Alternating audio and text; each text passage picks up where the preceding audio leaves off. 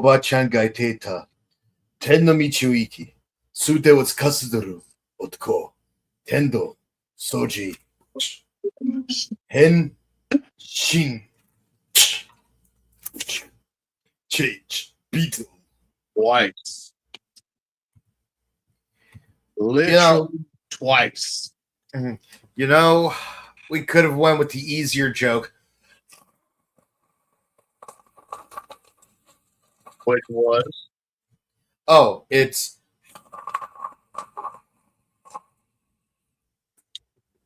Honestly, this is interesting for me to be now on probably like the one Kamen Rider that I could not escape for years and years and years, which was Kabuto. I kept hearing the lore. I kept hearing how, like, you know, like how amazing he was, and you know how the man, the myth, the legend.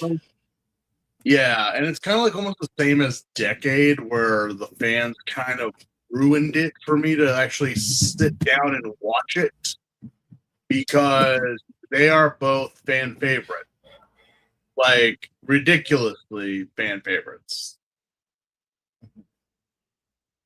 But now we're here. Now we're here at a series that we did not want for obvious reasons. The 20th anniversary, which, by the way, they dropped a new trailer for. Still not a good view of Girafa, though, but hey, you know, at least now we know about, you know, certain new characters are being introduced here. Also, and well, no, weirdly enough, one of the new actors looks like Michi from Gaim, but it's definitely not Michi from Gaim. I checked. Michi from Gaim. Michi will already be like, well, Michisaru would already be like 32, 33 years old. He was only a boy when he was on that show. Yeah. It really is like one of those things that, like, when you go back, especially when, you know, again, the algorithms are listening to us, that, you know, oh yeah, you know, talk about Japanese superheroes, and next thing you know, YouTube gives you a whole thing of like shorts of like, oh, the cast from this show back when it aired, and then compared to now, and I'm like, yeah, no, that sounds about right. Yeah, you know what's really weird is that recently I got an influx of shorts from 30 Rock. So I'm like, bleep it, you know, I'm just gonna play some 30 Rock in the background while I try to finish certain projects that I've been working on for 2.5 years. And then all of a sudden, the clips are almost exclusively from season 1. Not even like before, it was like random clips from like the entire show, like a season 4 clip, a season 3 clip, a season 5 clip, but now it's like almost all of them are season 1 clips in the algorithm. I'm like, bruh, I don't have time for this. Yeah, I know some people, I don't know, have we spoken about it? Have we spoken about the new Kamen Rider that has been dropped? We didn't go into too much detail yet because we're still waiting on like a proper. There was a teaser, but not a proper trailer, and we're gonna wait on that. But yeah, he's very mousy. I cannot believe that is real. But again, this takes us back to Orange. It takes us back to Gaim. It takes us back to X-Aid, Revice. You know, like these were the ones that are like, no, it's not the fact that they're pink or whatever, or like, you know, there's no way. That's the gimmick. This is the writer. There's no way. There's no way this is true. Not to mention, it's like, I remember seeing people talk about it, and then they're like, oh, it's myth. Like, we might be dealing with like cryptids and things like that. But they're like, no, it's exactly how they would say mouse.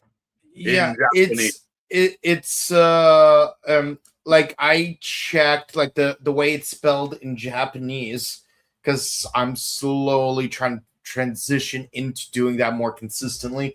And yes, it's the specific katakana they used was maisu, so it's mice. Yeah, Uh, they've well, it would be more interesting if it was mausu because then it would be a double entendre because it's how you would say the English word mouse in Japanese and how you'd say the English word mouth in although Japanese, which would I, take me back to guy no gavu. I am actually kind of disappointed a bit in the fandom, how a lot of them are getting mad that Myth has a shoulder driver, saying that that's Zet's thing, not Meath. And I'm like, Who said it was a Zets thing? Like, who just claimed that? because Zets the first to use it doesn't make it a Zets thing. It's like saying, "Oh, using a waist belt is an Ichigo thing. It's not a V3 thing. Why is V3 ripping off Ichigo?" Yeah, no, it's I'm like, no, guys. So now again, when I saw what the gimmick would be, I'm like, okay, now we're going back to Gaim, because I'm like, these are eggs, they're literal eggs, but I'm like, you cannot tell me those aren't lock seats. Yeah. I'm like, well, also the fact that there are two cats. Yeah, that kind of threw me off. Like maybe if one was a cat, the other was a tiger, that would kind of make sense. But yeah, no, like look at the show's title. It's Maisu. Yeah. So yeah. There it is. There it is, ladies and gentlemen. Confirm we have a mouse theme Kamen Rider. Yeah. Which, as always, we don't know what is going to come of this. We don't know how the show could be. It could be something revolutionary. It could be something that we would talk about, just like Ghost or even like Eva. That, oh yeah, that was a thing. Yeah, that was totally a thing. And some might even love it. It could be a unique taste in the fandom. You're a Blythe fan? Yeah, like we recently had a Kamen Rider who's a gummy bear, and it was amazing. Yeah, you know how many people shit on Gov when he first came out? Like a candy themed Kamen Rider. Like that's stupid. Oh my, not as stupid as many other things we've seen. You know, Japan is really reaching into the rabbit hole of what they can get away with now, since they don't have to ship it to America.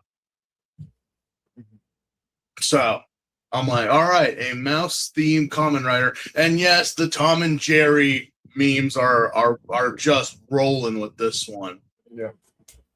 So I'm like, everyone's saying, could the secondary rider to Mythe be a bulldog? But I know people are already like trying to like figure out, it's like, who's gonna be the cat, who's gonna be the monkey. I'm like, guys, One Piece doesn't even have all 12 of them yet. And we're 1,200 episodes in. We're close to the end game. Or the fact that people are now like doing just like what they do with Pokemon, is that apparently they're trying to, Toye is trying to make like a Chinese Zodiac themed Kamen Rider. Like, you know, because again, how many dragons do we have? We have quite a lot. You know, we don't need any more dragons. Yeah. You know, yeah, and then you can be like, well, yeah, well, we already got like bulls and well, not horses, but it's like, yeah, we got a very. I don't think they'll be going with like a Kamen Rider Pigu. Yeah. You know, leave that to Aba Ranger. Well, actually, like you could have like a, like if you have a pig Kamen Rider, you could just you could use the scientific name like Kamen Rider Susu. Yeah, but that I'm like a pig themed Kamen Rider. That's what I'm saying. Like, I mean, technically, we already did have a pig-themed Kamen Rider. We have a pig. Yeah, in Geats. Like, he appeared for only like one episode. Oh yeah, because Geats had all those different riders. Yeah, yeah. I think it was a Ryu Civet helmet, but whatever. Although I did see some of Geats, and I'm like, did they ever complete besides Geats, did they ever complete any of the suits? It just seems like only Geats got a full transformation suit, and everyone else just got like half a gimmick. It's like mainly like they have like the helmet thing. That's like the main identifier, but like obviously because you have like so many on-screen riders, they basically recycled some of the helmets to be different things. Like for example, Shiroi, Dupont, and Punk Jack, they use the same helmet just in different colors. And yes, when you stack them on top of each other, you got wee bears. But I mean, we'll see how that goes. We'll see how Mike will do. I mean, we're almost at the end of sets, so we'll see Geeks definitely have a Kamen Rider Turbon, who was a pig, and he was basically like one of like prisoner escapees in this altered reality in one episode. But he lasted longer than the bats, dude. Well, pigs are very resistant creatures. Yeah, resilient, yes. But yeah, now let us talk about what happens when you put Ridley Scott's Alien and the French Chef all in one show. You got Kamen Rider Kabuto, episodes 1 through 4. Yes, we are at the true beginning of the series. Yeah. I know a lot of people are like, wait, we're doing them, but yeah, I didn't get it myself, and I was kind of, again, I said in the review, I am so fucking confused more than I was with Ryuki. With this, at least, Shiro kind of like explained what was happening. At this point, it's like, wait. So you do this, you give us a whole mess of spoilers, and then regardless of the fact, you didn't really do anything. In fact, all your actions pretty much caused the same incident to happen regardless.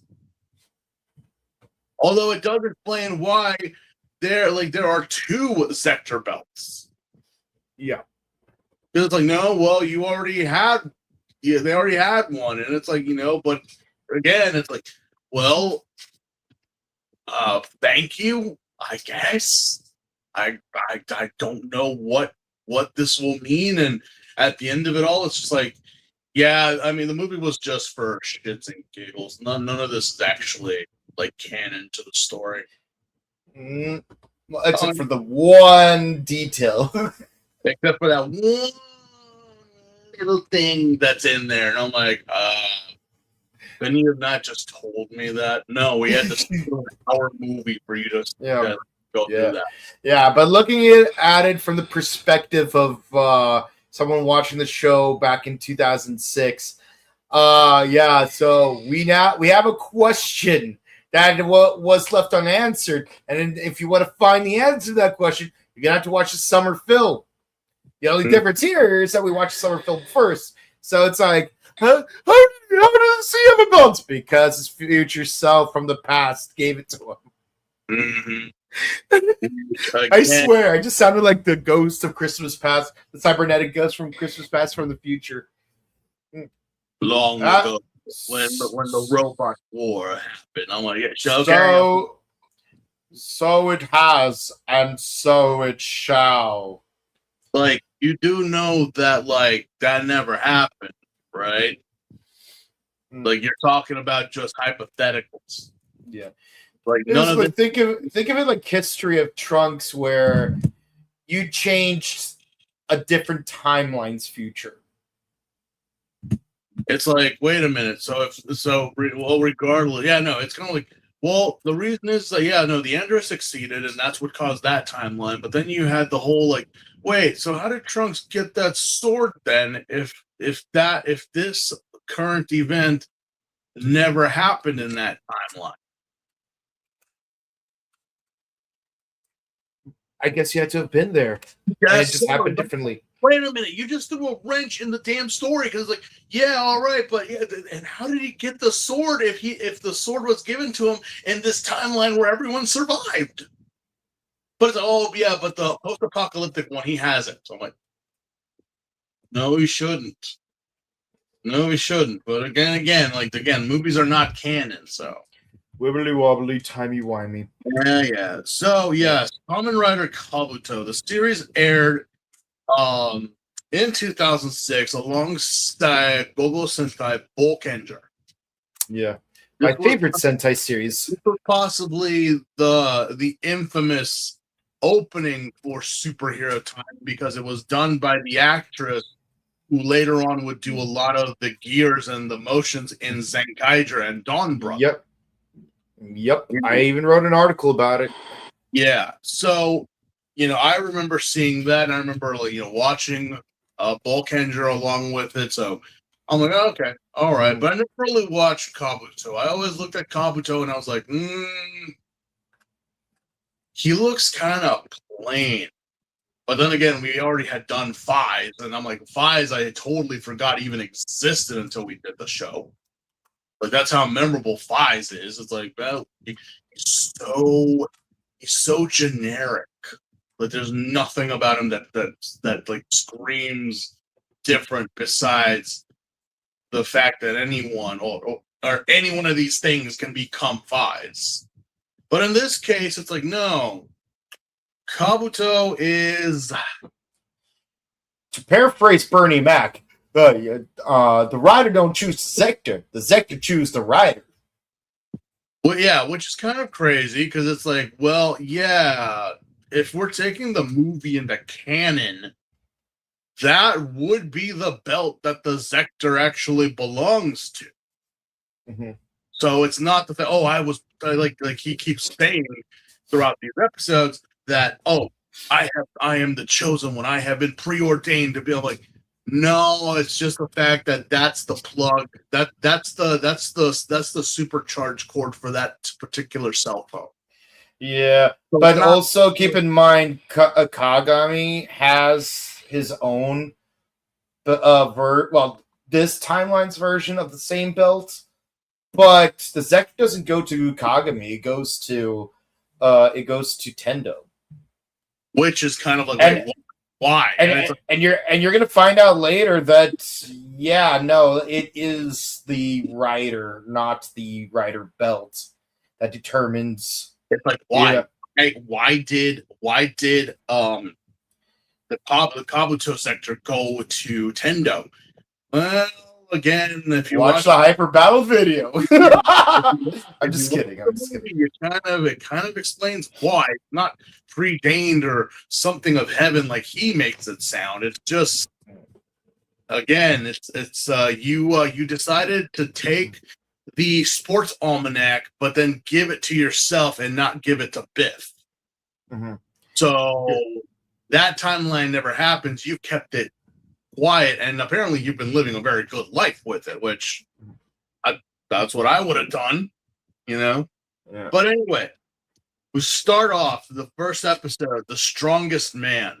This one aired in January of 2020, January 29th on 2026 or 2006. 2006, yeah. A long time ago. Well, in a galaxy far, far away. So apparently there was a meteor that hit Japan. Shibuya. I would say it would hit Earth, but I'm like, no, that thing was possibly the size of probably a small boat. I mean, it would do some hella damage, no joke. But the meteor was strong enough to destroy all of Shibuya. Thankfully, not strong enough to destroy all of Earth's oceans, but definitely strong enough to destroy all of Shibuya. And, well, now we know why it's only that strong. I mean, Shibuya is not too close to the water, but still, I'm like, well, you know, I mean, yeah. I'm not saying. Meanwhile, a little boy who survives the impact, he tells to a mysterious other person, "I will always be here with you." Yes. Who is this little boy? What does he mean? What does all this have to do with it? We'll find out in 7 years. We won't know until then. So put a pin in that. Now we fast forward to literally 7 years, and we see a young security guard making his rounds in the factory. Yeah. Despite the composition of his eyebrows, I can guarantee you this is not Agent Zero. Yeah, I kind of looked at him and I'm like, is that Chiro? Is that Jay? Yeah. I'm like, is that Chiro? Is that Songki? Like, no, that's not the same actor. No. I mean, you know what it reminded me of, and it's like just for an inside joke for all you G-Fest fans. It reminded me of the guy from Godzilla Final Wars, like the Exalien that literally betrayed his people just to like be the leader. I'm like, is that him? It's not. But yeah, we wind up getting snooshed. The poor bastard is covered in slime and webbing. I swear to God, if this was a drinking game, we'd be dead by now. Mark that, check that off on your list. The first enemy of the Kamen Rider has to be a spider. Has to be a spider. Even though these are intergalactic aliens that were literally surfing through the cosmos on a meteor, it's a spider. And of course, the poor bastard does not make it. It literally is like right out of Ridley Scott's Aliens, where you know that part where the pilot was driving the ship to go pick them up, but then the xenomorph showed up. Yeah, that's what happened. Although luckily this person was not driving when that happened. Yeah. But now we call in the feds. And who are these jerks in the cricket helmets? Well, actually they're ants. But yeah, they are Zect troopers. Geez, the fact that they're called troopers immediately raised red flags for my younger self from 20 years ago. They are well, at least they put more thought into these guys than what Fies did for the generic mass-produced riot troopers they did later on. Like, no, well, yeah, okay, all black, but at least, I mean, I don't hate it. I don't dislike it. Yeah. But I'm like, well, okay, they're ants. So we're going in, and despite what people might think, if a spider was to ever get into the territory of an ant mound, the spider screwed. Yeah, because while one spider versus one ant may be not a big deal for the spider, getting dogpiled by a whole swarm of ants is a completely different story. They'll tear its limbs off, first of all, and because their pincers are that strong that they can tear off limbs. The less as you say about sausage flies, the better. But yeah, no, it's like it kind of goes back to the whole to that line from A Bug's Life where Hopper's like, pretend this is an ant. Does that hurt? No. Does that hurt? No. How about this? Yeah, that is the thing with ants. They are, but in this case, they are not that successful because while they are shooting a parade of bullets left and right, this thing has got hyperdrive and winds up wiping every single one of them out. 21 deaths and 14 injuries. And of course, you got to have mysterious man in a van standing there menacingly over a computer, wondering what is going on and how this is all happening. He's just standing there, menacingly. Who is this old geezer? Well, let's talk about one of his subordinates. Kagami was in the warehouse with the sec troopers to videotape the whole thing and somehow survives. That everyone else got wiped out except for the kid with the camcorder. Yeah. Again, it's like, well, how come he didn't just pull out his phone? It's 2006, kids. We didn't have technology. Smartphones were not really a thing. Even in Japan, they don't really use. I mean, smartphones are a thing, but it's not. Yeah, really... if I recall, the first iPhones from 2007. Yeah, so this is pre, like camera. Having a camera on your phone, they did exist, but they didn't take quality video like they would later on. So a camcorder. Yeah, like honestly, I'm surprised Kenzaki was able to track down Caucasus using those smart camera phones in that one episode of Blade. But yeah, so it's like where the Zect higher ups have created a new technology that will help us fight the worms. It's like okay, but yeah, so the worms have an ability called Clock Up, which allows them to slow down time, not stop it, slow it down. They literally have what's it called? Like what? God, like a subparticle effect. Accelerator. Yeah, that literally, like for them, it's their ability because time continues, time goes on. It's just that this thing is now moving at an accelerated rate. So, damn if it didn't wipe everyone out. And now we cue the intro to this episode. Yeah, we got Next Level by Yuki. Great opening. It shows a lot of clips of the destroyed Shibuya incident. A great shot of a bunch of worms on a cityscape, like turning into human disguises. And yeah, no, the whole the opening scene was really unsettling. Where like the security guard, played by Koji something. He that's his only tokusatsu role, by the way. Like he sees himself in the warehouse. Like he's like, this guy looks like me, but then it turns into a worm, and then it kills him, and then it takes on his form. But what's crazy is that while we do see like a green pupa, generic pupa like worm, at the start of the episode, during that raid by Zect, it molted its chrysalis state into a fully adult arachnid state, and this is like really one of my biggest nitpicks about the franchise.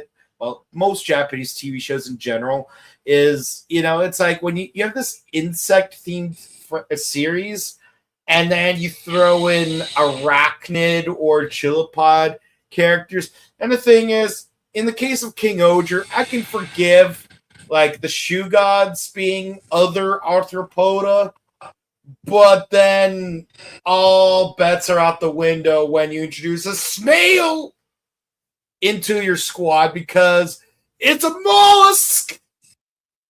In the words of Enrico Pucci, what is up with the snail? But for real though, it's like, but yeah.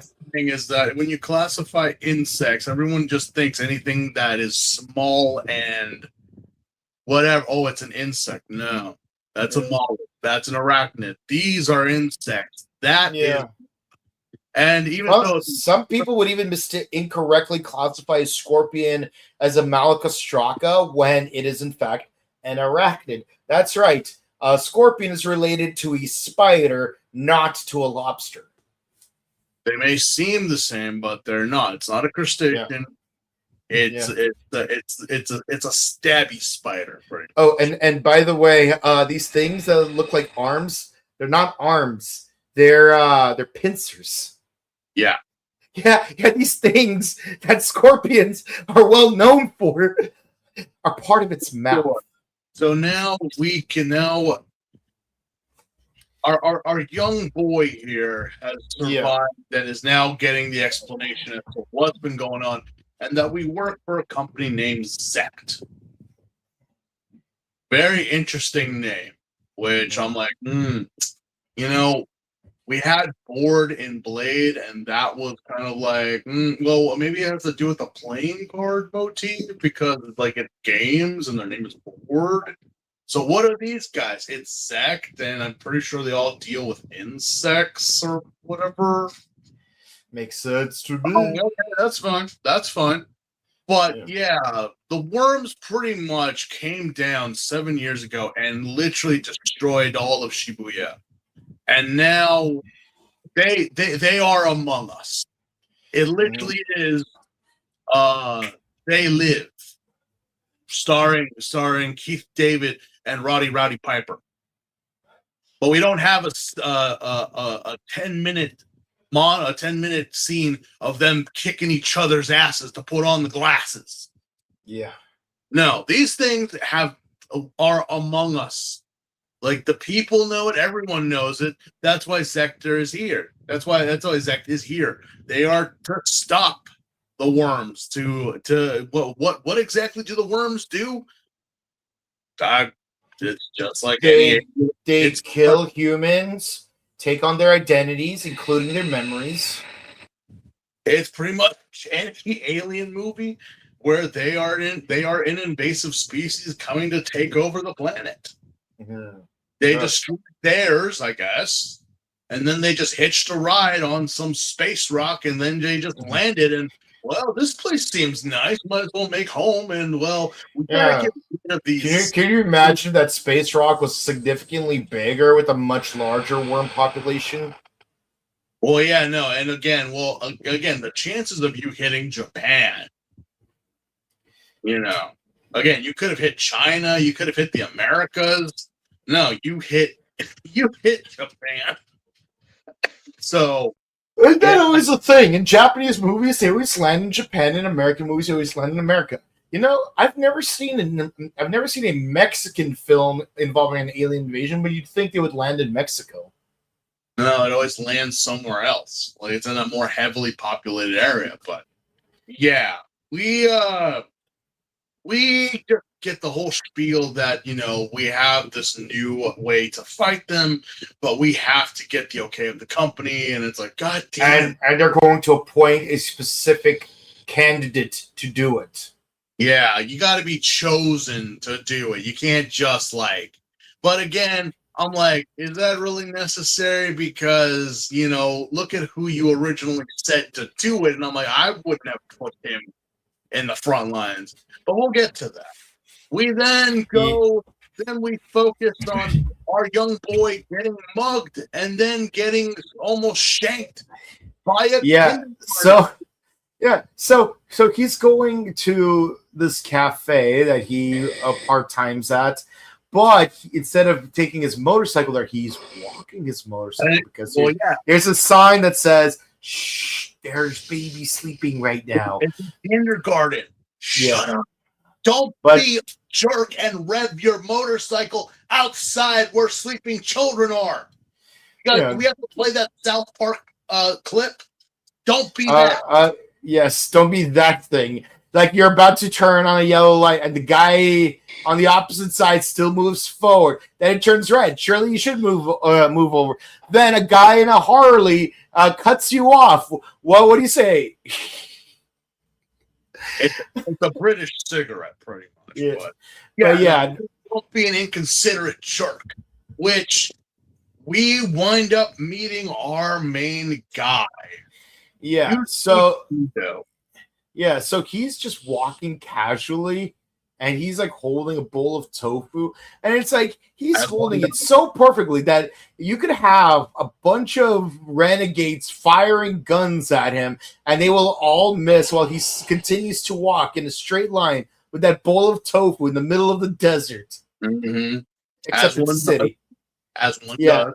And it looked like the guy's about to is about to shank him.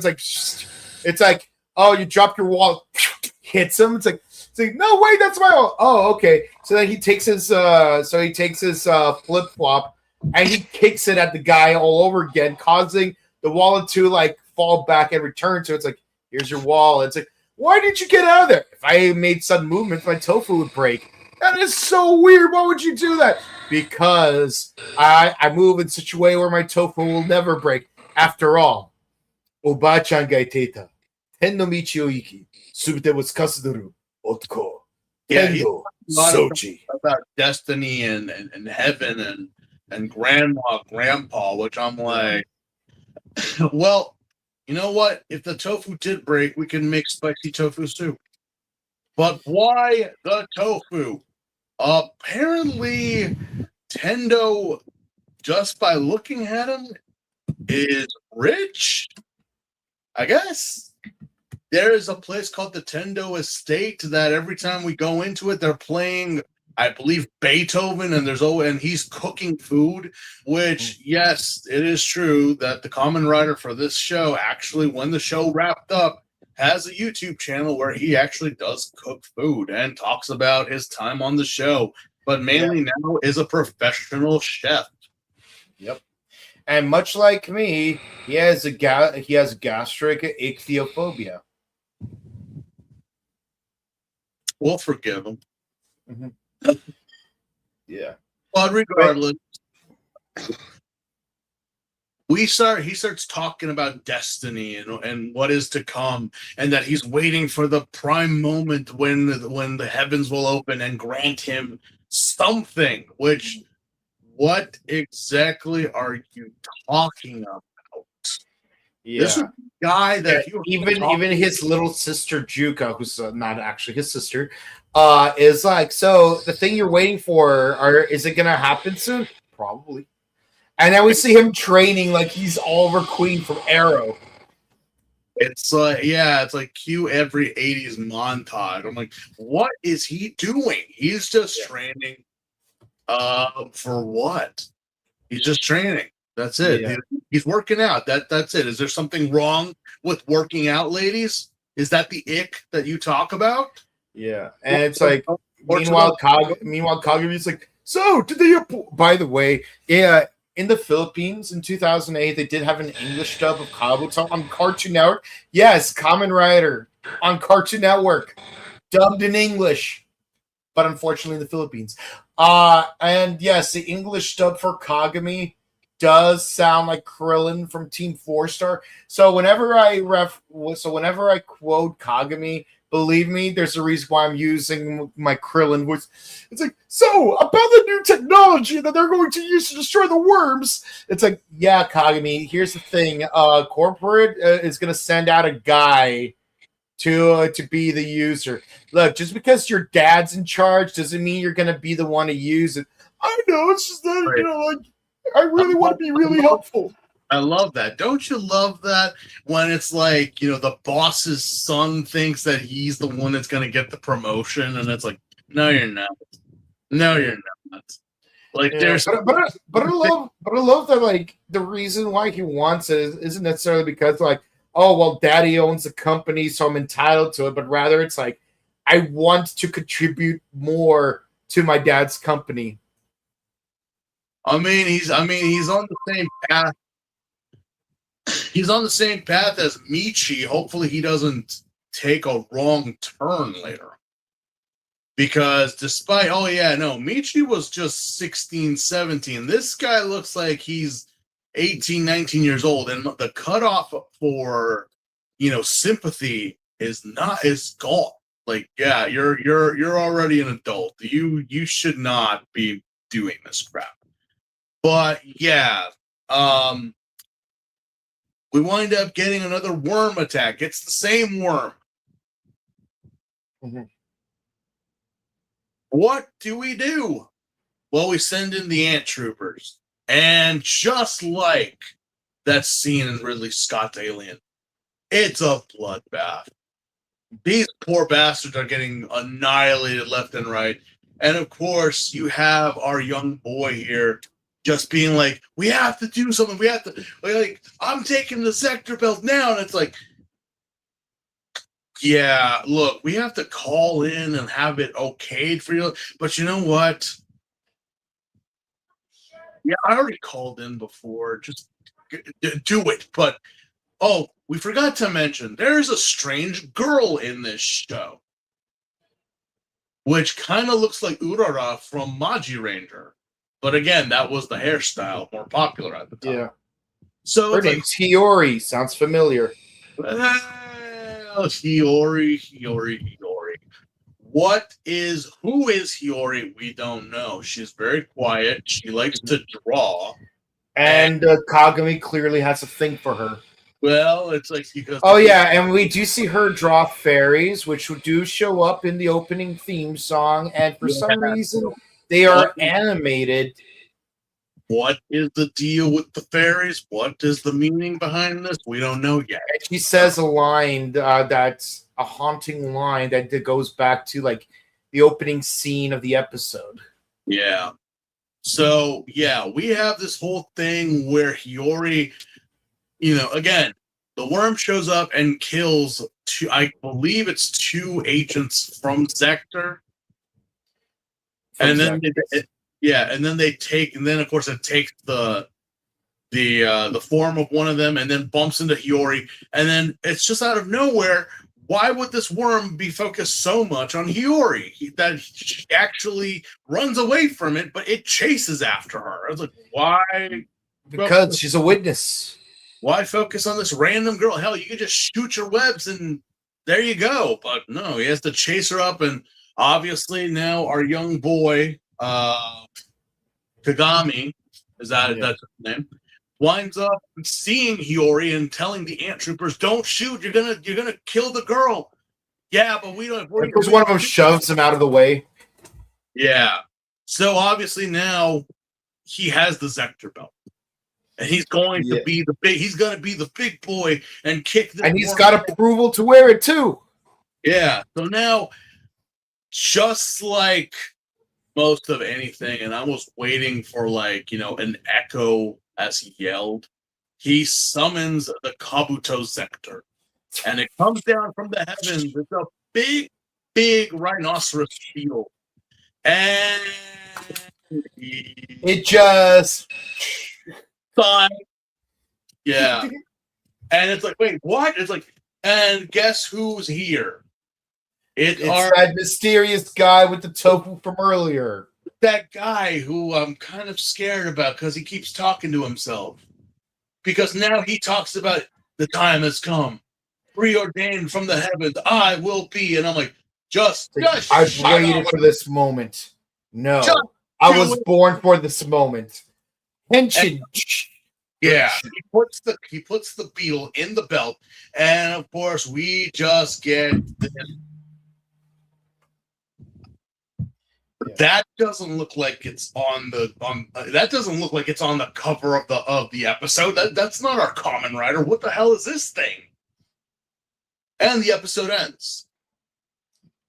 Well, technically, he does fight the thing in this big bulky form that we briefly see in the opening. And what is this form called?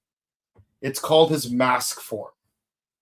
This is pretty much just like, again, it's the theme with even the worms. They have a chrysalis kind of bulky form, and then when they transform, they become far more violent and far more. So I'm guessing that Zect has taken what they do and has made it into a weapon themselves. So yeah. Now we go into episode 2. Mm-hmm. And, just like episode 2, it is called the first 2-step transformation. And as far as I could tell, I may be wrong, but no other Kamen Rider has had this gimmick before or since, where you transform and then you have to transform again to get the actual form. Normally, did XA do that? Oh yeah, level 1, level 2, mighty jump, mighty kick, mighty action X. Yeah. So it wouldn't be until 10 years or less that we had another Kamen Rider that had you had to upgrade the form to do it. But we don't get that right now. We just get a battle between the Spider and Tendo that wait. while the spider is actually kicking his ass and doing his flash step, Tendo's just taking it. He's just like, nope, nope, nope. Shooting his gun, trying to, well, I'm like, he breaks a glass, a mirror that causes shards to show up in the air, and then using like his laser tracker, like he's able to track the movements of it while it's at high speed, and then hit, and then use like the auditory cues to like stab it, like from like it's coming at him from behind. He manages to stab it with the gun's axe form. And that happens to scare it off. That I thought it died. I thought it was dead. Yeah. But then he transforms in front of Kagami, and he's just like, yeah. Now we cue the opening theme. Yeah. But we can fast forward through that for right now. Yeah. Now we go into the episode, because I know times are tough. Sometimes you got to have a part-time job just to make ends meet. I think we all feel that right now. Just having one job is not enough. But the fact that you work for a government agency and you still got to do part-time at a cafe, tell me how that makes sense. Are we not paying our government officials like much? Well, why do you think why they're trying to embezzle money for their bonuses? Because they're not being paid enough. Fuck the rich. Yeah, you know what? Let the worms eat the rich, so we can kill the worms. But yes, Kagami apparently has a part-time job at a French cafe, along with Bistro Sale. And again, not the first time. No, this is actually the first time we have a cafe, and it's with a French name, which most Kamen Rider, whenever they have a cafe, it's usually... Is Jacaranda not a French word? I don't know. I don't know French. I don't know surrender language. Uh-huh. But, this is possibly the first time that we have a cafe that is themed with a French name, because later on we would have the Coast Kasur. We even had Kiva with with their cafe. It just seems to be a thing. I did notice that there was a lot of French style cafes in Tokyo. Oh yeah, like a lot. Also, Tokyo Tower is a thing. What is Tokyo Tower doing here? Well, we're gonna find out, because we're having a battle there soon. But yeah, we have this whole thing where Hiyori is trying to take orders and work, and of course we have three tourists causing problems in a foreign country that's not theirs.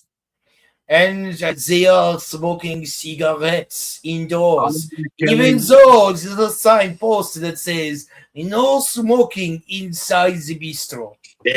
They're French, of course they're not gonna. Of course they don't care. Yeah, but of course Nintendo shows up. Yeah, and he's like, "Listen, man, this lady is trying to take orders. You made a child cry." And the sign clearly says no smoking. So I suggest you take your business elsewhere. He's like, who are you supposed to be? Well, I'm so glad you asked. And then you hear screaming and crashing. And, well, if you see Fresh Prince of Bel-Air, they did a Fresh Prince of Bel-Air. Yeah, there goes three Frenchmen doing what the French do best. Surrender and run away. First, I can't help but think you have an altercation between the French and the Japanese involving three hooligans inside a bistro and a chef kicking them out. Where have I seen this before? This feels so familiar. it would be later on used at least maybe 6 or 8 years later in Gaim. Yes. Where we had the man, the myth, the legend himself, Alphonse Pierre, throw out some rowdy hooligans from his cafe, which even though he's Japanese, is a French barista. So yeah, there's a lot of nods that the later Kamen Rider series would throw to Kabuto, which is rightfully so. Yeah. But yeah, you go to a French restaurant and you ask for miso, for mackerel and miso. Well, Hiyori does it so well. I'm like, nothing French, my guy. Not even a coffee. Just no. Give me the most Japanese thing you got. It's like, do you have the shepherd's pie? Oh, we don't have that, sir. Do you have lamb? Yes. Mashed potatoes? Yes. Peas? Yes. Carrots? Yes. Butter? Yes. What? And it's like, but they do it for him anyway. I'm like, yeah. Well, that's service, I guess. Well, guess who comes in late? Because it's Kagami, and it's like, wait, again, you work for a top secret government agency, and your daddy's the boss, and you still have to have a part-time job just to make ends meet? Yeah. I thought we had it rough. Oh, we do, seriously. I mean, what? We make do with what we can. Mm-hmm. But yeah, why did Tendo come here? Why is he here at the cafe? Well, because Hiyori makes the best miso. Yeah, I guess because Hiyori makes a mean mackerel and miso, but of course Kagami is like, "Whoa, it's you!" Chill out, Kagami. Don't fanboy. We're barely on episode 2. Don't fanboy. There's no. Listen, dude, we need your help to fight the worms. Why? Because Zector's here to protect people. Yeah, but your troopers are called troopers. Doesn't that raise a couple of red flags? Yeah, but we're fighting worms, and you could also be working with other worms for all I know or care. Yeah, no. See, here's the thing: the whole setup is pretty much Invasion of the Body Snatchers, because anybody could be a worm. It's in the opening title that we have people who are worms walking around and just living normal lives until they have to kick someone's ass.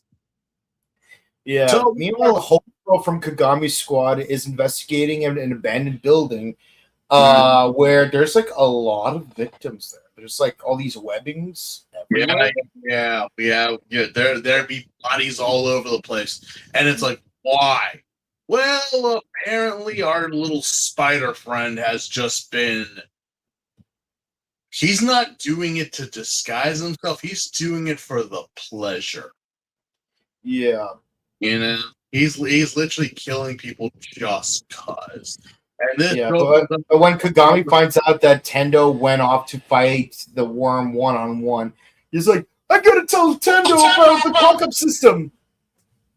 But yeah, we have to deal also with the old man of Zect, and also a young woman that is also part of the of the team. She's the one that discovered the bodies. Yeah. What is her name? She looks familiar. I don't know why, but I've seen her face before. Let's see here. Let's see. Yori, Shun, Daisuke, Rasen. Yumiko, I believe. Yumiko? Was it? Because I know Gona's the little girl. No, Yumiko's the one that works in the kitchen. She's very helpful, not gonna lie. Let's see. I swear this thing keeps jumping up and down. I hate it when it does that. No. That's the main villain. Kind of gives away some stuff. Misaki? No. Misaki? Yeah, it's I'm pretty sure it's Yuzumi Misaki. Yeah. Yeah. Well, either or. She's Yeah. Yuzumi Misaki. Yeah. Yeah. Anna Nagata is the actress's name.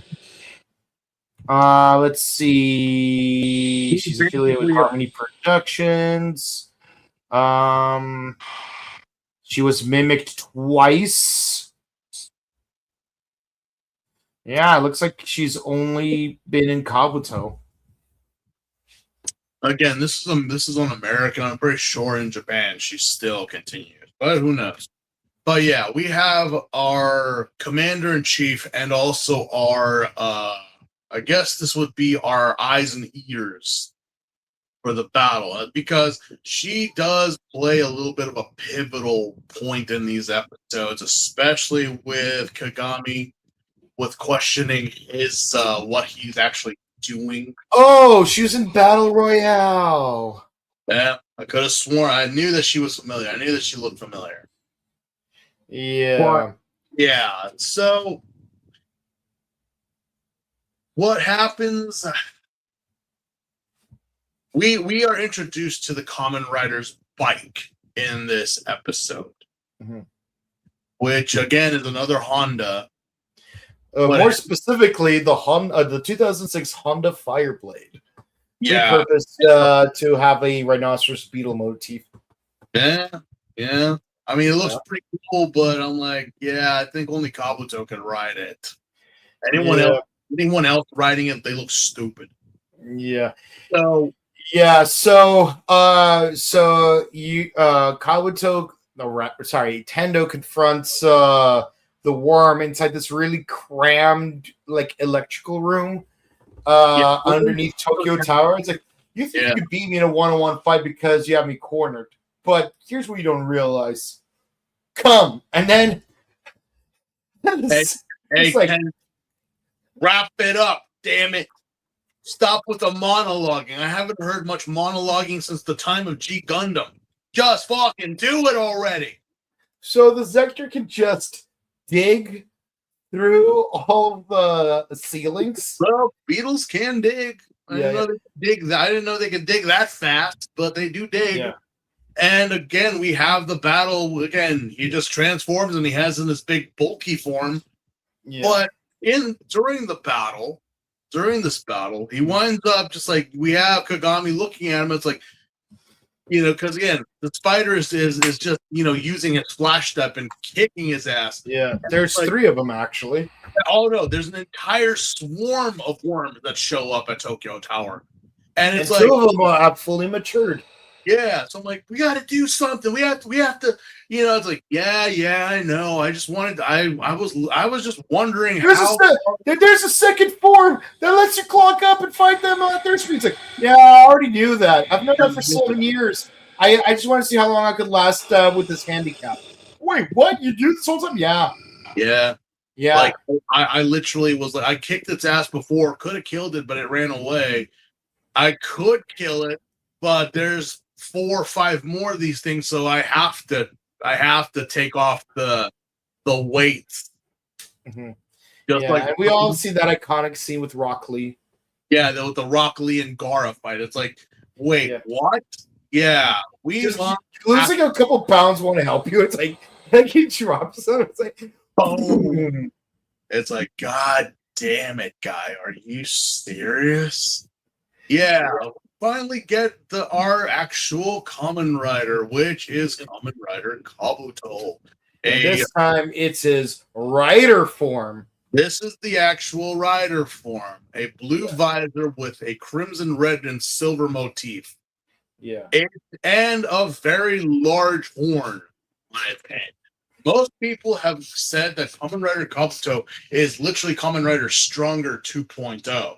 Mm-hmm. They actually, but you know what they said. But you know what Oba-chan gaiteta.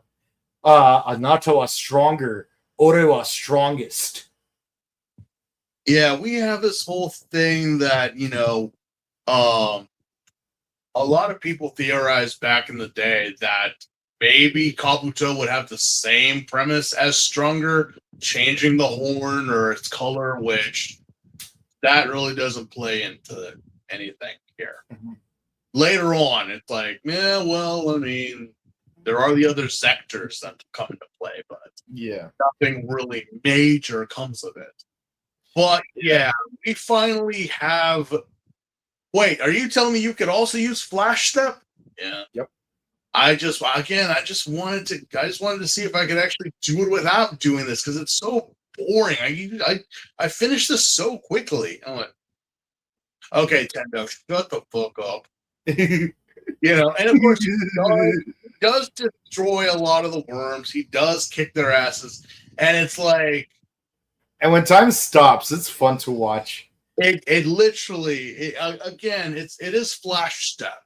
He's literally moving at the speed of sound, but everything Speed of like light. Well, near the speed of light. it literally is like again like anything you see of like the Flash or Quicksilver. And everyone is stopped. Everything is in motion. We have a battle that the Spider is on a truck and winds up causing massive damage on one of the bridges going over the ocean in Japan. Yeah, he even saves two guys from a car, pins them to like a winch truck's hook. Hey, at least he saved them. But again, like, how much fun did these guys have literally dropping two cars from the sky? Yeah. I'm I mean, dropping vehicles from heights is always fun. I mean, have you ever seen the show Destroy, Build, Destroy? It's one of the only few live action shows from Cartoon Network that was worth watching. That and Tower Prep and Unnatural History, and nothing else. All we know is that again the Spider thinks it has killed Kabuto. Not even close, man. Not even close. This thing is just like, what the hell? And it's like, yeah, well, you know what? I've had my fun. It's time to end this. Did you seriously, Tendo? Did you seriously give us that whole bullshit of like, yeah, I'm bored. Let's end this shit. Are you serious? Yes, he is. Clock up. Piece of shit. You could have ended this a long time ago. But you're like, now I'm bored. So we literally time again. And then we touch the buttons on our belt. 1, 2, 3. Activate Rider Kick. Reach. Rider Kick. Rider Kick. And then he does a turning round kick. The worm's right behind him. It's like, can you imagine if you spun like too quickly or too slowly, man, like that, and you will see that happen. But man, watching it was just so great. Meanwhile, in the shadows, there's a very himbo-ish man standing menacingly next to a guy in a sin spin. But hey, I'm gonna still play the clip. He's just standing there, menacingly. Yeah. Who are these two men? I don't know, but the one with glasses looks very himbo-ish. That hair looks familiar. I wonder who he could be. But we'll have to wait for that to happen. Now we wrap that up and we go into episode 3. Let's see here. Episode 3. Yeah. I Am Justice, episode 3. Of course. Ore wa kira desu. Ore wa seigi desu. Let's see here. Yeah. So Team Kagami is just like investigating the site where Kabuto killed that worm, and yes, the two cars are somehow still on fire. Yeah. Yeah, it's like, well, and then she's like, "What happened to the motorcycle?" Kabuto took it. You idiot! Yeah. So our intel girl literally lays into Kagami and is very much so like, you know what? Yeah, you're right. You're absolutely right. We gave you top secret government issued gear. We allowed you to wear it. We even gave you the bike and all these other things, and you just allowed some random nobody who's not part of our organization to just take it. Yeah, but I think he's the guy who is like destined to be Kabuto. I don't care about Destiny. Destiny can just Destiny Schmestiny, as long as I'm rich. It's like it just go find him. Find him and get him to give the stuff back. I don't care what you do, just or force him to join us. As long as the equipment is in our possession. And of course, Kagami, I'm like, you know what? At least he doesn't use his daddy to like throw his weight around, you know? Yeah. Like he fucked up. It happened. He's not running to dad and saying, "Oh yeah, so and so yelled at me." It's like, yeah, I'm thinking you would have probably been killed. Mm-hmm. You know you fucked up, but you know where Tendo is. You know who he is, so it shouldn't be too hard. In fact, you could just go to your part-time job and wait for him. He'd probably show up again. Mm-hmm. But yeah, well, let us fast forward through the credits. Yeah, a bunch of Zek troopers are trying to kill a worm, but a completely separate worm who's fully matured and is green, basically kills up all but one of them. What happened to the last one? Well, I'll tell you what he didn't do, or rather, I won't tell you what he didn't do. But it took the form of a security guard, and then a girl in a white jacket saw it transform into a security guard. So naturally, yeah. It chased.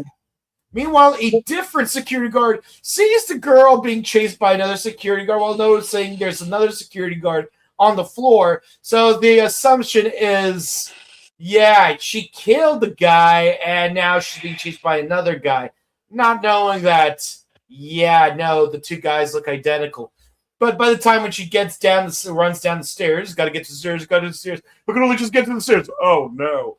Yeah, no, the security guard turns into the girl, and then the two girls start fighting each other. Now, one of them even pulls the pin off the other.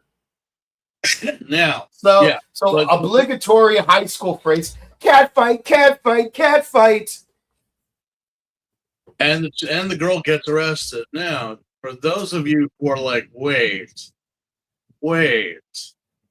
isn't that, come on, say it with me. Yes, we have a cameo. This is my girl, one of my favorites. In fact, it's one of my favorite pinks of all time. This is Mika Kyuchi, who was famously for playing 2 years ago before this. She is Umeko from Deca Ranger. She is Deca Pink. Hey, Deca Ranger number. Still a better cameo than Yuri from Time Ranger in Fives. Well, I mean, she got her comeuppance, but geez. I mean, the thing is, when I saw Mika, I was like, I know that face. That woman can never escape me. It's almost the same as seeing Jasmine's face. Well, no, it's like just like certain actors that you just remember. Mika's definitely one of them. She's done many voice acting roles, but also it's like Aya Haruno, who has done a lot of voiceover and also live action. You could just like look at those faces and you're like, no, yeah, that's who I think it is. And here, yeah, a prominent Sentai actress and voice actress here today, which is the focus of our episode. Yeah. So Mika gets arrested because of public disturbance, but it wasn't her. It was her clone. It was the worm that framed her. So why are you arresting her? Oh, don't worry. Don't worry. Mm-hmm. There is a lot more going on here. Yes. So Kagami is at Bistro Sale, getting about to eat some Hiyori's mackerel when Tendo shows up I'm a bitch, I'm a lover, I'm a sinner, I'm a saint. And he's like, Hiyori, make me some of your mackerel. Why? Because you make the You're in best a French mackerel. restaurant, Tendo. Yeah, and she's like, fine, I'll go take a look, you jerk. And then meanwhile, and then while Kagami is distracted, like Tendo starts eating his mackerel. He's like, Tendo, that's my mackerel. Don't worry, Hiyori's gonna make another one. Besides, I decided I'm gonna help you out with this one. Oh, really great! That's great. Hey Tendo, I got some bad news. There's no more mackerel for me to make for you. Oh, don't worry, I got this one right here. You Nintendo. Yeah, this is one of the people we're rooting for, ladies and gentlemen. But yeah,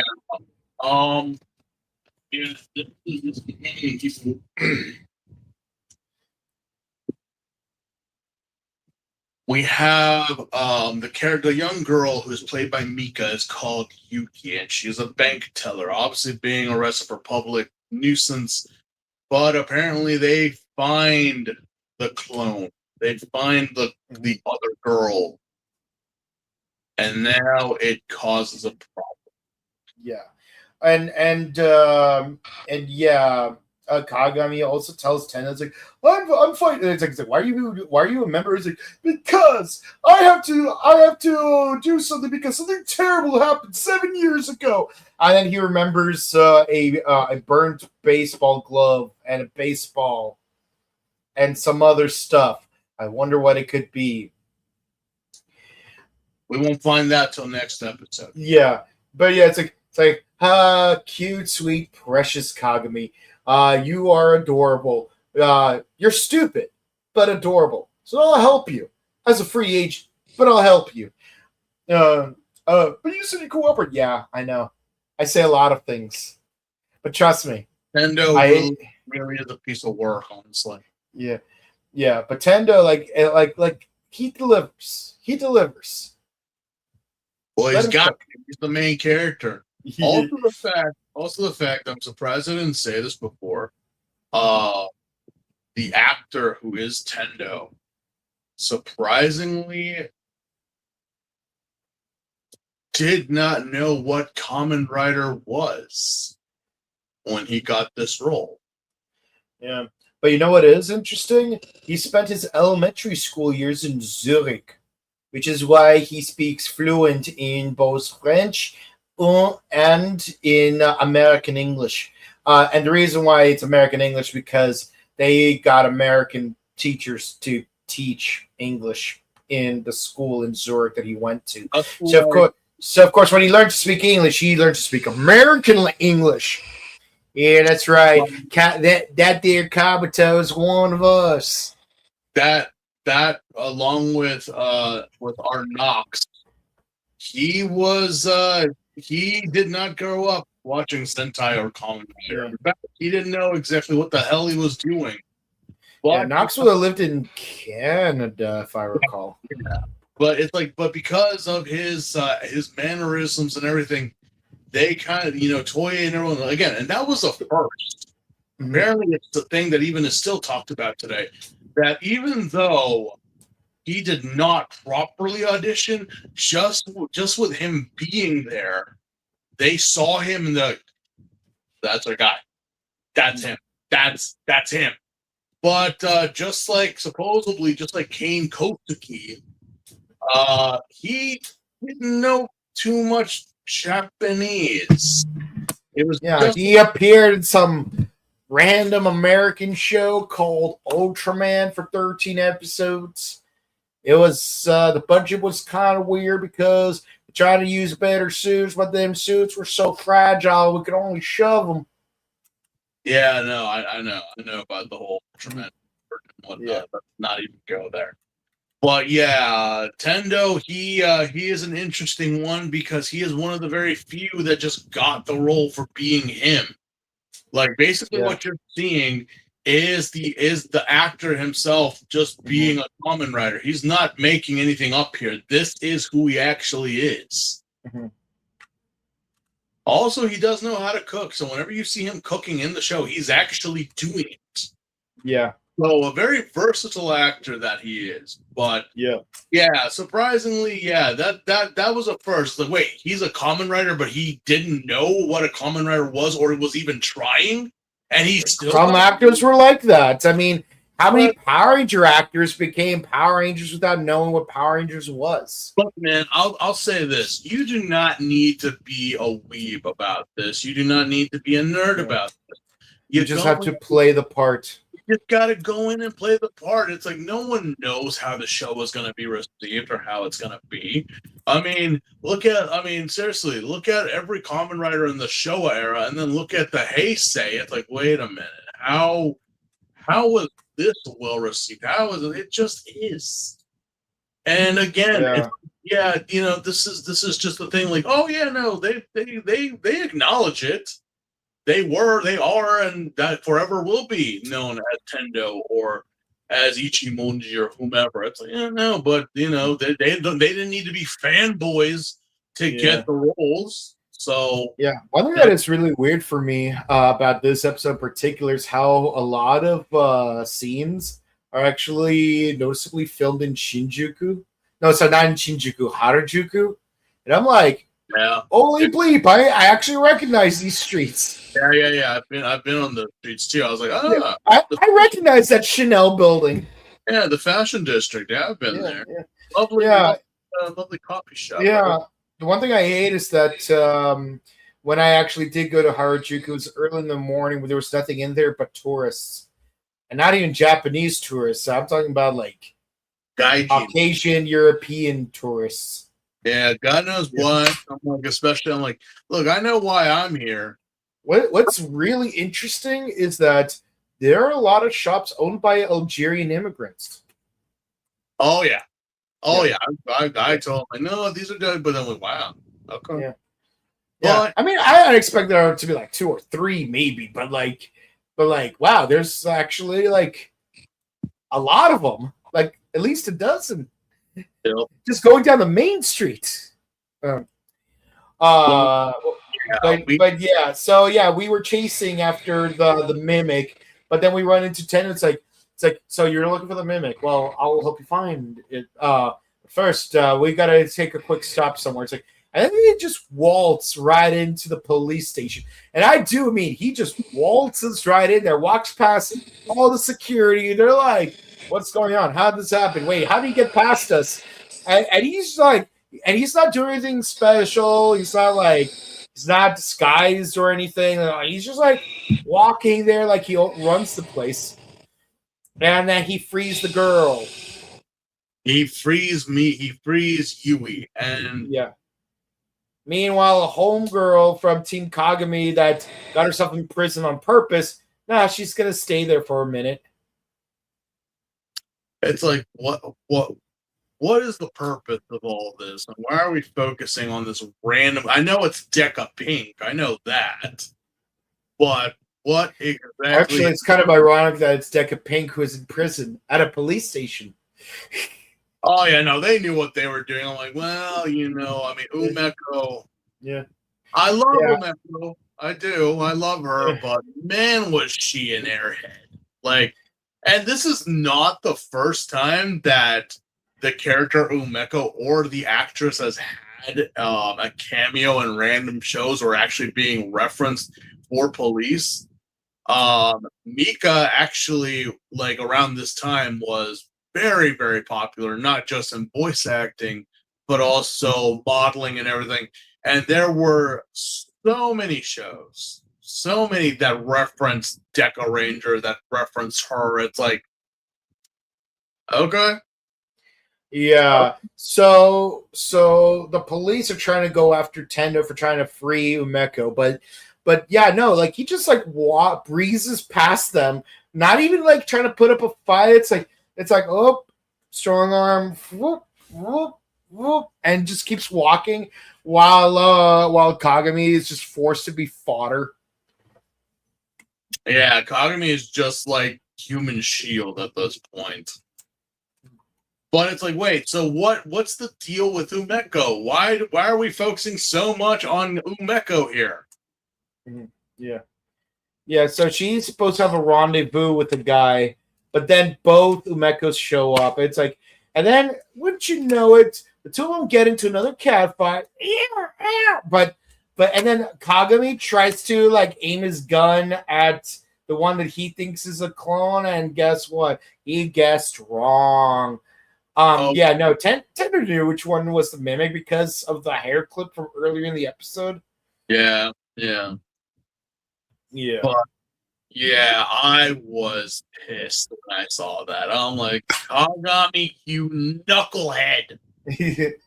Yeah. So yeah, no, she becomes that green worm from earlier, and they have their clock up fight on top of a roller coaster rail, which does look kind of cool because kind of makes you think about the Time Ranger outro. Yes. It's like, wait, we're fighting on the roller coaster, and the damn roller coaster is actually on. Yeah. We're fighting on, but we're moving so fast that the train is not moving. Yeah. But we have to end this. We have to finish this because if not, we might run over. So. Yeah. So like so a person that fell off the roller coaster, so like he carefully places them on top of the merry-go-round. Kind of like that scene from X-Men Apocalypse with Quicksilver. And there's a gunshot that narrowly misses this one carousel with a couple. It's like, oh, where am I? What am I doing up on this ride? And it's like, whoa. What's with that? What's with the cracks? And so the whole place is a mess. And then Tendo walks up and is like, hey, how'd you do all that? It's like, listen, it's very important that I learn more about your organization. But why are you acting like the main protagonist? Because I am the main protagonist. After all, Grandma said this. It's my show. The universe revolves around me. I am the center of the universe. At least. It's fun to think that way. And I was like, you can't disagree with that. Shuchi, just shut up and kill the Umeko mimic. Just do that. Don't be Mr. Philosopher here. Yeah. Meanwhile, Kagami notices a face in the crowd. He's like, yo! And then runs after him. And then Tendo's like, I didn't have time to eat, but I guess some fried worms will have to suffice. Crashed off. And then he basically kills the worm from right behind him. And it's a random worm too, by the way. But actually doesn't actually kill it. He just he causes it to mold. It basically prematurely molted just to get away from Tendo. But it's like, damn, he could have killed that thing if he wanted to. And so we move on to the next episode. Yeah, the day is saved, I guess. I mean, we killed the worm from this episode. We just have to deal with the worm from this upcoming one. And it's like, so what happened to Umeko? Is she okay? Is she all right? Who cares? We have a fly worm to deal with. Yeah, we don't know what happened to Mika, so yeah. In all honesty, the canon could be that she's all in all dead. Because fucking Kogami just being an asshole, I will shoot the one that looks suspicious. Thankfully he didn't shoot her, so yeah. So, but I imagine she lost her job because of the snafu. Yeah, being arrested, not very good on the resume. But all right, the final episode of our review is episode 4, Love Explanation. And just quickly, so Kagami faces the tough truth about his younger brother and who he really is. So, starts off with Kagami getting a visitor at the Le Bistro Sale, and it's a little girl. It's like, hey, did that macro package come in? Macro package? Wait, that thing that came in my name was for you? Who are you? It's like, well, grandmother said this. No. It's like, wait a minute, that mannerism. Wait, are you related to? That's right. My name is Tendo Juka. Yeah, we have another Tendo. Which are they related? Kinda. Yes and no. It's complicated. And you know what? Just roll with it. It's the same. I mean, Yeah. at least it's better than something we got in dealing with. But at least this one is mature than what's her face. Yeah. So Juka is so the actress playing Juka is like 5 months younger than me. But what's really crazy is not just the fact that we're born the same year, but also the fact that her birthday is on September 14th. The reason it's weird is because of the day that my birthday is on. If you know, you know. Yeah, I got a couple of Sentai actors and Kamen Riders that share my birthday too. Oh no, she doesn't share my birthday. My birthday's on a different day. But it's crazy that given my birthday, her birthday is on September 14th. So yeah, Juka Tendo is portrayed by Natsumi Okamura. She was a child actress. She retired in 2007. She did a few commercials, and I think she played an extra in an episode of Kamen Rider from an earlier season, like an uncredited little girl. She was in the Deca Ranger movie Full Blast Action 2000. That's where she was in, yeah. And then in a web series, the Hyper Battle Gaktet. Yeah, that's Hyper Battle video for this season. Yeah, so I mean, she's done a lot. Commercials, videos, stage play. She's been on stage, obviously. A few movies here and there. But retired in 2007, so this is towards the end of her acting career. Yeah, I mean, most actors, in Japan, they just, they do their thing and then they just go live normal lives. So, and that's fair. Yeah, that's fair. So, Kogami here, we finally realized what the whole burning of a baseball and all that stuff was about. He has a younger brother, which, okay, who seemingly died. Does your dad not give a shit about him? Apparently. But yeah, so the quick gag is that, we find out Juka's Tendo's sister. So she is relying on Kagami to carry all of that mackerel to Tendo's house. And he always like, you better be back soon because lunch rush is going to happen. But then, Kagami ends up staying for dinner because who wouldn't want to eat mackerel made by Tendo himself? Which obviously pisses Hiyori off because it's like, Kagami, that idiot! Yeah, Hiyori is just like, how come you get the tasty mackerel and I'm just sitting here behind a desk? No, it's a very good question, Kagami. What the fuck? Throw your best girl like some fucking fish. Yeah. Well, no, I'm not. I like mackerel. Not my most favorite of fish, but like, what the hell? Everyone's eating mackerel, and I'm over here just eating saltine crackers. What's wrong with you? Yeah, well, mackerel is the holiest of fish. After all, why else would anyone say holy mackerel? Yeah. So apparently, Kagami has a younger brother that years ago disappeared. Baseball, quit, then disappeared. He was supposed to be at a baseball field. And all Kagami was able to find was scorched out baseball gloves and a ball. So what does that mean? Well, in the most dramatic form, he quit the game of baseball. Yeah.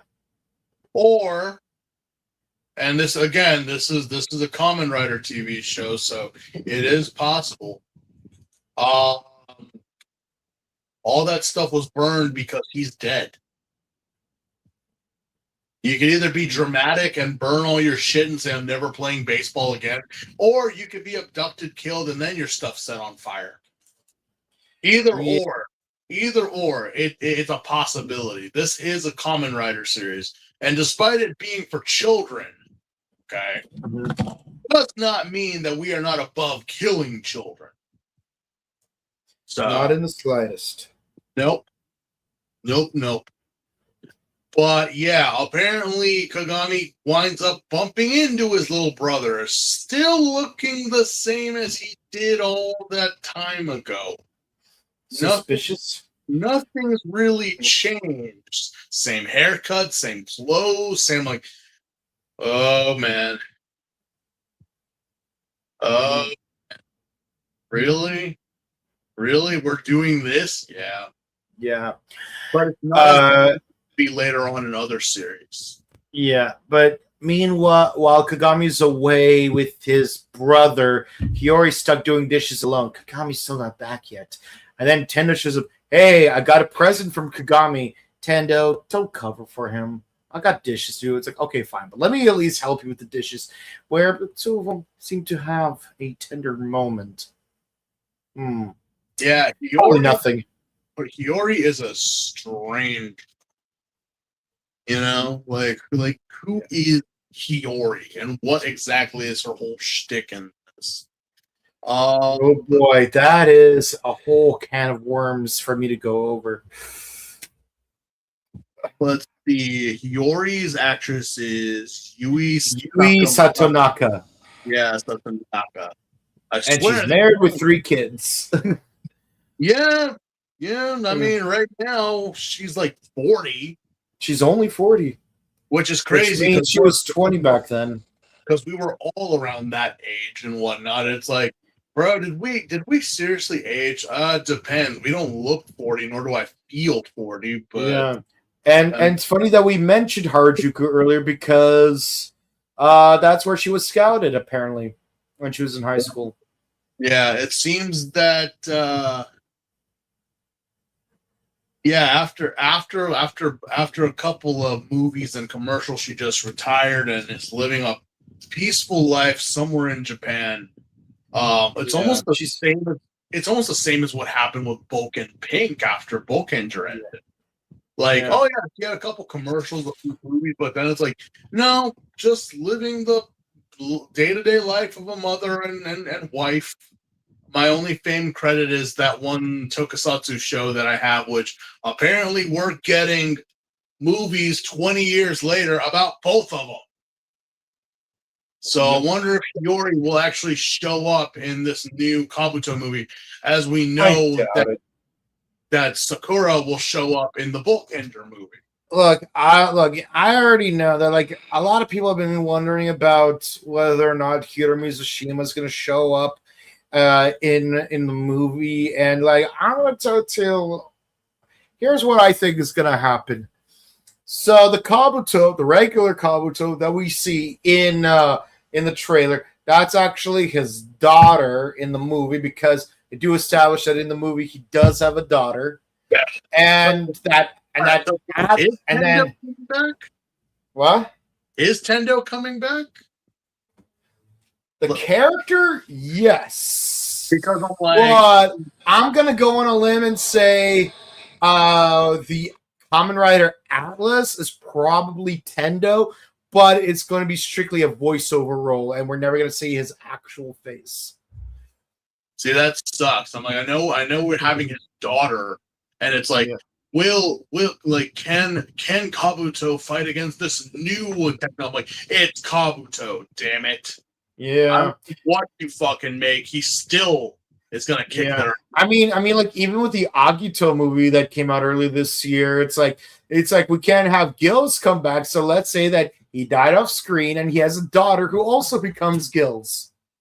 It's almost the same as like what they did for Kamen Rider Ichigo, the movie featuring Ghost.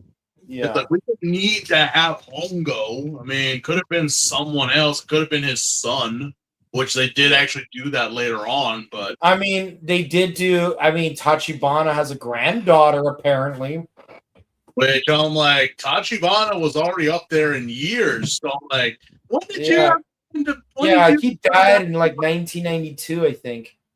Yeah, the actor. Well, yeah, it was around 92, 93. Yeah, he died of an illness, and he had done a couple Godzilla movies and a few others before he passed. So sadly, even then, I don't think he would be around, even if he was. But yeah, so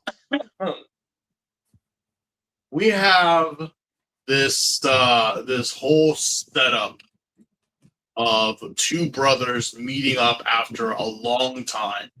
Mm-hmm. And I'm like, let's go to the baseball field like we used to. And this definitely doesn't sound like a trap at all. Yeah, I'm like, did Kagami, did you forget what show we're in? Yeah, even like Tenno's like, Kagami, you stupid, beautiful man. That your brother's clearly a worm in disguise. Is trying to like entrap you. You don't know that for sure, Tendo. You don't know what it's like to lose your brother.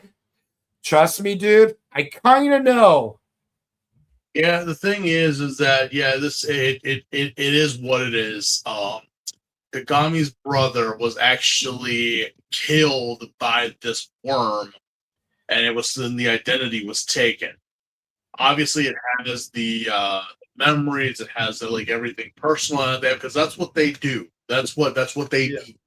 And it just sucks because Kagami, this whole time, talking to Zach, talking to Tendo, talking to everyone else, he's like just hell bent that they're wrong, that no way that is what's happening. And I'm like, Kagami, what show are you on, stupid? Like, seriously, oh yeah, because he's your brother, he's got plot armor. No, he doesn't. No, he does not. So what are you? So what? It's like when it is finally revealed that this is a fly monster, and he's got all his little chrysalis buddies there with him. He is just like shaken. He's shattered. It's like, listen, I've copied your brother's memories, which means if you kill me, you kill his memories. Listen, like, let one of these worms possess you. They'll assume your identity, and then you and I will be together forever. We'll play baseball all the time. It will be great. And I'm like, no, God! No, God, please, no! No! No! No! And I'm so glad that he didn't do it, but there was a minute that he was thinking about it. And I'm like, Kagami, sweet child, don't be stupid. Pull your head out of your ass. Yeah. You know what these things are. You know what they can do. And you know that's like, yeah, you know what? That is a thing about like these type of stories. It's like,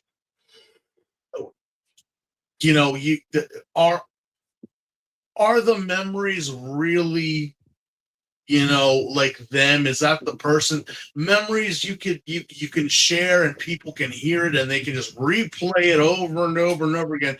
But it's like, yeah, is that really them? See, like, to quote or at least paraphrase Lex Luthor from All-Star Superman, reality is yoked on human consciousness. But with that in mind, human consciousness is an ongoing thing. It's not something that you could freeze and then replay from the past. Yeah, no. It doesn't matter if this machine or this monster can mimic the voice and bring up that wonderful time that you all had. It's like that is not your loved one. There are people who tried to like prompt ChatGPT and other generative AIs to like mimic the behaviors of like dead relatives so they could like talk to said dead relatives in a sort of like roundabout way. But the thing is, ChatGPT doesn't have all of your loved ones' memories. No matter how much you program into it, won't like.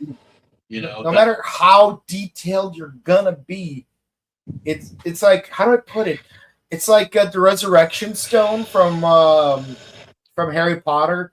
It's like the dead wife drove herself insane, so she killed herself all over again, and then that caused the second brother to kill himself from the madness of like, yeah, no, this woman's an imposter. Heck, even Tobio from Astro Boy, like I don't remember. Yeah, it's like I don't remember if it worked the same way in the original anime, but like in that CGI American remake, where Nicolas Cage played his dad. Yeah, that's crazy. Like his dad played Professor.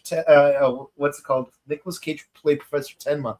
But yeah, it's like don't touch that hat. It belongs to the real Tobio.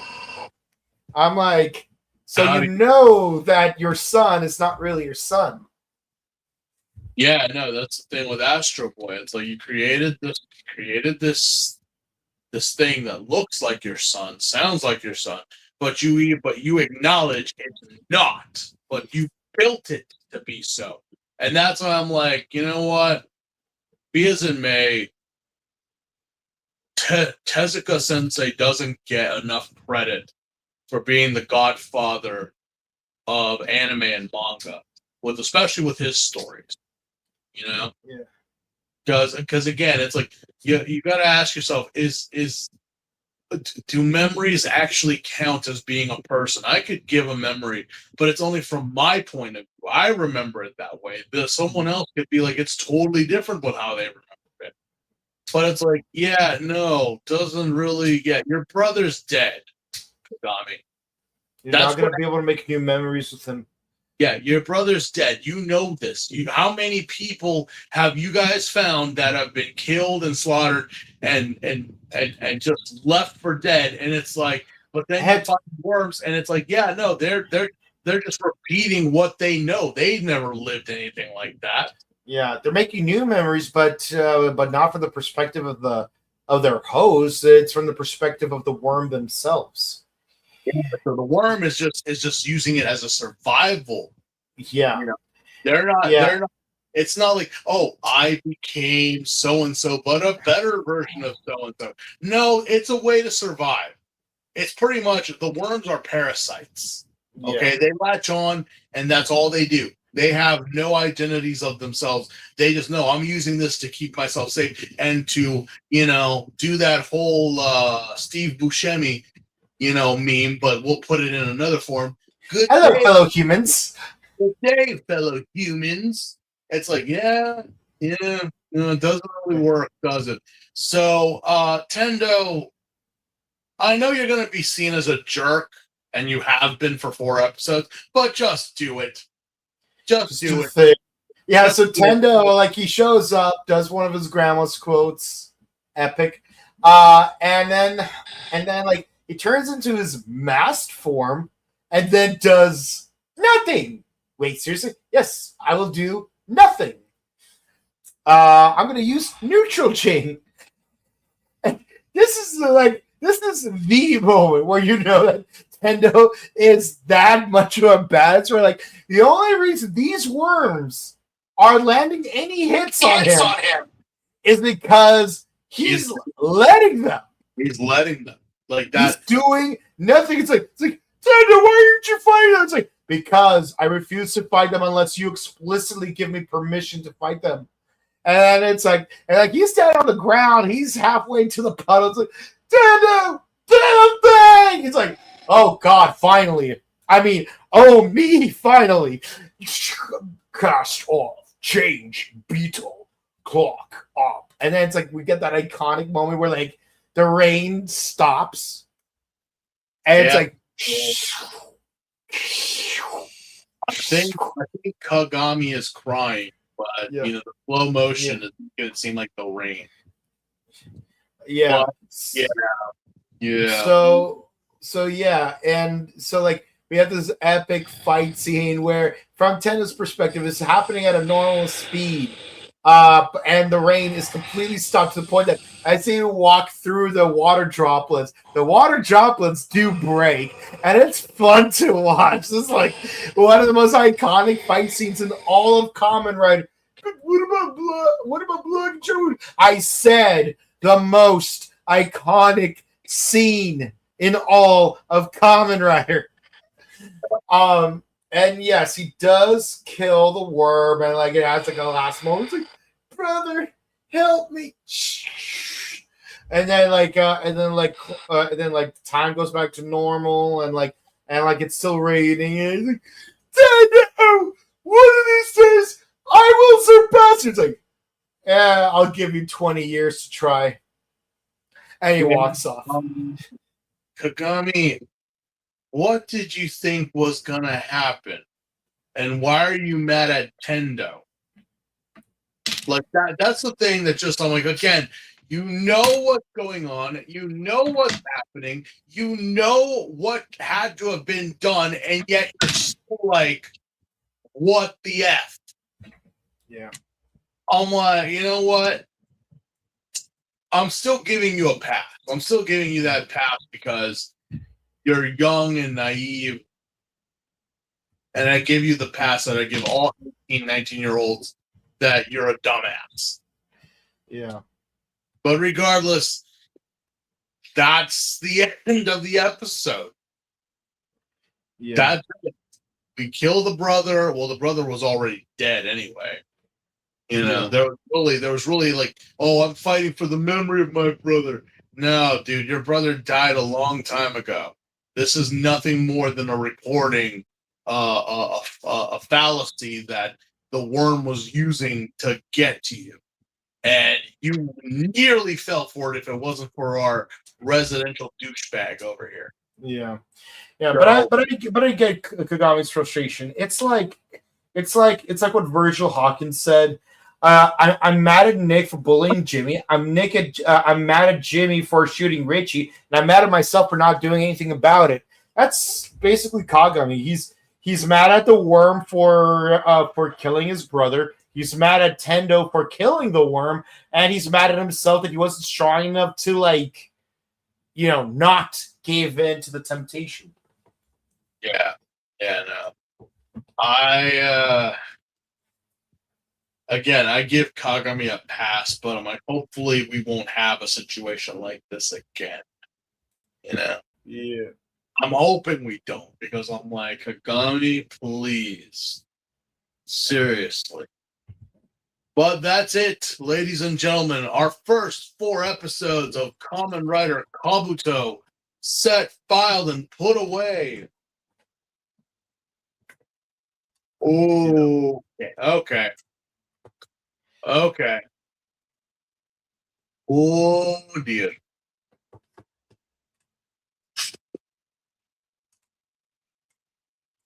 It's a slow burn.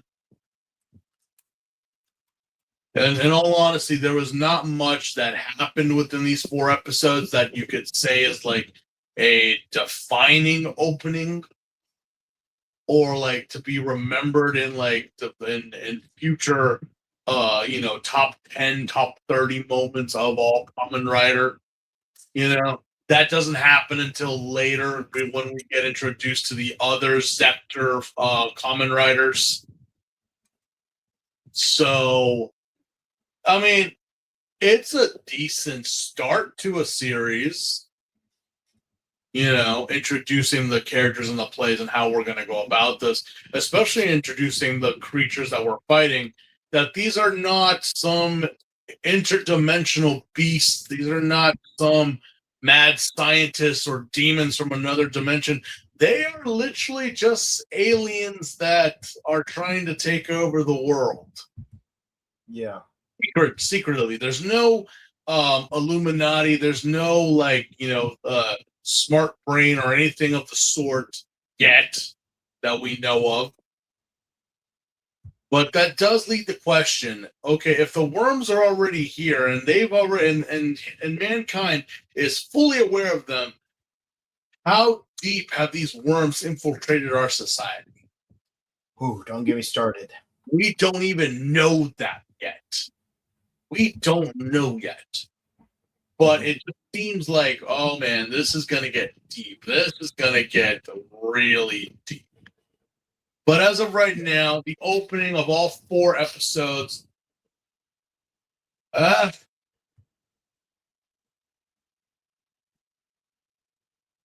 Hello? they're 7.5s. Mhm. They're not bad, not boring, but it's like, yeah, it's an opening, it's a start.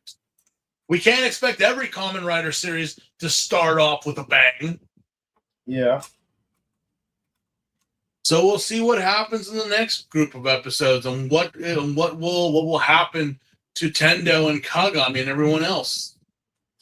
Yeah, for me, I give the first episode an 8 because I really do enjoy the setup and like showing how much of a threat these worms actually are. But I cannot give it a higher score because we don't really learn much about any of the main characters. Yeah. But that's why episode 2 is a 10 because we learn a lot more about them and we actually get to see the main gimmick of the main rider, which is like, yeah, he can travel at near light speed where time appears to be slowed down. And I'm really impressed with how they take advantage of the time stop mechanic in terms of choreography, especially like with the part where like he saves the 2 guys and then brings them onto a wench. And yeah, episode 3 is a bit of a slower burn for me. I'd give it a 7 because honestly, not much really happens in this episode other than just the one scene where, yeah, Tendo walks through the entire police station. It's played off for comic relief, and not really much happens. But episode 4 is a 9 because it is that iconic episode, and it's not. And there's a reason it's iconic because, like, it makes us question moral dilemmas, like what happens if a worm becomes one of our loved ones. And yes, that epic rain scene. And yes, we got more character interactions involving Hiyori, Juka, Kagami. And yeah, I mean, I wish we could learn more about Kagami's squad members, but I guess we're just gonna have to wait till later for more of that. And yes, his commander will be coming back in the movie. All right. Yeah. Alrighty. So comments. All right. I wish I could clock up in my day-to-day life. Don't we all? Don't we all? I mean, I think that was the main appeal of time-stopping abilities in that time period because all the things we could do if we could just stop time for just a few seconds. It's kind of crazy how Fies also had the time stopping gimmick as well, but Kabuto literally ran with it. Yeah. Or Fies had to crawl, Kabuto literally ran with the whole stopping and going with the speed of light. Yeah. But yeah, it would be nice get everything done super quickly just to goof off the rest of the day, but right. Yeah. Only in certain situations, not everything. Yeah, but don't forget, you get tired regardless. So, like, even if you get all your chores done in a short amount of time, you're still going to be exhausted from doing those chores. So, are you really going to be saving that much time by stopping time? Also, won't your molecules accelerate, causing you to age more rapidly? That's why they only use it for a short amount of time in the shows. Yeah, Mickey should be the main writer. Yeah, see, they already did that with the Disney Dreamboat. What was that one? Yeah, Disney Dream Driver, and like you have like keys. Yeah. Replace Tendo with Chef Ramsay. Oh my god, it's like, oh my god. These worms are bloody pissing me off. Oh god, yes, this is the best mackerel I've ever had in my life. This This is the real thing right here. Yeah, everyone with the cooking jokes, the chef jokes are really gonna fly with this series. Yeah. Let's hope that they keep cooking with gas. Okay. Is it possible that one of you guys is a worm? Well, what makes you think either of us is a worm? Maybe we're both worms. Maybe it's neither of us. How do we know that you are not a worm? Your face. How do we not know you're not a worm? Yeah. Gotta love episode 4. Don't we all? It was a very strong episode out of all of them. Yeah. Doesn't just talk the path of heaven. He walks the walk the path of heaven. You know, that could be seen as preaching, Nintendo. Mm-hmm. Like, seriously. Like, the only thing now we're missing is you carrying a Bible. Oh, there was an episode disguises himself as a priest and a Samaritan and decided to be much more than a barbarian. Okay, Bill Gates is a worm. Look, I'm gonna go on a limb. All of our politicians and megalomaniacs are worms. Our current president is definitely a worm. Yeah, as are the last 5 or 6 presidents we've had since before that.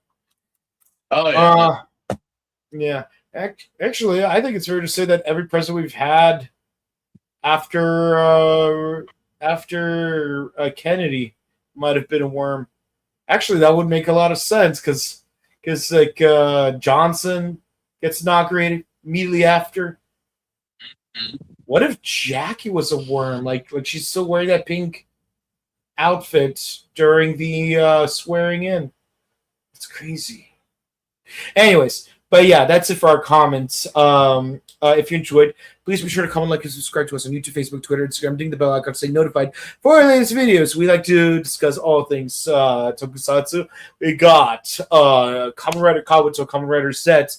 We got Super Space Sheriff Gavan Infinity, which we're close to the end of, as well as Ultraman Teo, the newest season of Ultraman. It's such a short show, honestly. Yeah, and yes, check out our sister channel, The Buttery Show. We discuss movies, TV shows, vlogs, etc. Check out our recent vlog of Monster Palooza, and we'll be uploading more later this week. So definitely stay tuned, stick around, and if you want to say hi to us in person, we will be at Power Morphin on August 28th through the 30th, and at Robo Toy Fest on September 13th. So get your tickets for both of those events, and we can't wait to see you then and there. Until next time, we hope you have a great end of your weekend and have a wonderful week. See you guys. We love you. Good night, guys.